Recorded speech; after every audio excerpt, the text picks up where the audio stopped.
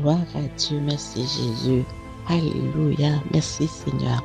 Oui, aujourd'hui, je veux dire à quelqu'un que Dieu t'a établi pour accomplir.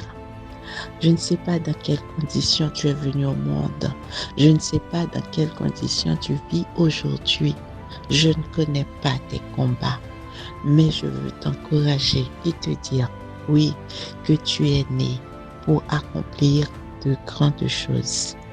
Vous savez, il y a Esther, la petite orpheline, qui est née et qui a été élevée par son oncle Mardochée. Hein? On aurait dit que tout est fait pour que ça commence très mal, parce que il s'est retrouvé dans un pays en captivité. Et pourtant, c'est là que Dieu va l'élever pour devenir reine d'une grande puissance mondiale, parce que son mari, Xerxès, était à la tête de 127 provinces. Aujourd'hui, on aurait pu dire presque la moitié de la planète. Et c'est là que Dieu va élever Esther pour devenir reine.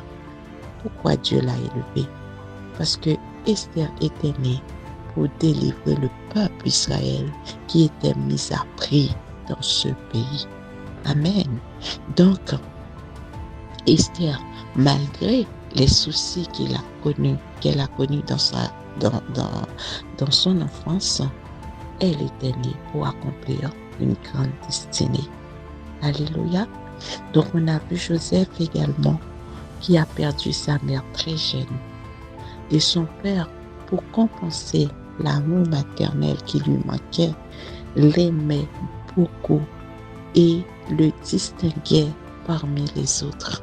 Et cela a suscité beaucoup de jalousie auprès de ses frères. Donc, Joseph s'est retrouvé dans un puits, jeté par ses frères. Il s'est retrouvé vendu par les Madianites et arrivé en Égypte, il devient esclave. Et ce n'est pas tout. Il va être encore accusé là où il commence à avoir de la faveur de son maître et il va être jeté en prison. Et là aussi, nous pourrions dire, on dirait que tout va mal pour Joseph. Et pourtant, c'est là que Dieu va l'élever pour devenir le premier ministre du pays d'Égypte. Pourquoi Dieu l'a élevé ainsi?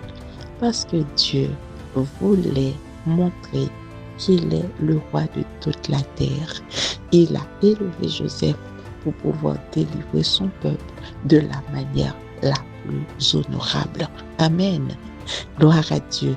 Dieu t'a élevé, mais c'est avec toi que Dieu va faire des exploits dans ta famille. C'est pour cela que tu as à cœur de prier, d'intercéder. Tu portes un fardeau pour ta famille. Tu portes un fardeau pour ton peuple. Tu portes un fardeau pour ta nation. Tu portes un fardeau pour le royaume de Dieu. C'est parce que Dieu t'a établi pour accomplir de grandes choses au milieu de son peuple sur cette terre-là où il t'a placé. Oh, tu vas me dire, mais si tu savais combien c'est difficile, combien j'ai des oppositions, combien tout ce que je fais, on dirait, ça tourne mal. Mais je veux te rassurer, pour Esther aussi, ce n'était pas facile. Il a fallu qu'elle jeûne, il a fallu qu'elle prie, et elle a même exposé sa vie. Braver la mort. Et c'est là que Dieu a fait le miracle. Pour Joseph aussi, ça n'a pas été facile. Il est passé par le puits, il est passé par l'esclavage, il a fini en prison. Et pourtant, c'était le chemin tracé que Dieu avait voulu pour qu'il devienne là où il est, pour qu'il ait la compassion pour ses frères et sauver cette génération que nous voyons aujourd'hui, ce peuple nombreux. Si Joseph n'avait pas ce cœur, peut-être ce peuple n'existerait pas, parce qu'il était en position de venger ses frères. Mais l'amour qui était dans son cœur était plus grand que la vengeance. Et comment aujourd'hui ce peuple est un peuple comme Dieu l'avait promis, très très grand. Aujourd'hui aussi, tu as une promesse sur ta vie, sur ta famille, sur ta génération, sur ta descendance. Hein? Mais c'est toi, c'est avec toi que Dieu veut faire le grand miracle.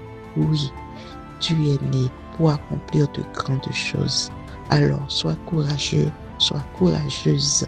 Élève-toi comme Esther dans la prière, dans le jeûne, dans la persévérance, dans l'amour. Et tu verras la gloire de Dieu manifester dans ta vie, dans ta famille et dans ta génération. Que Dieu te bénisse. Amen.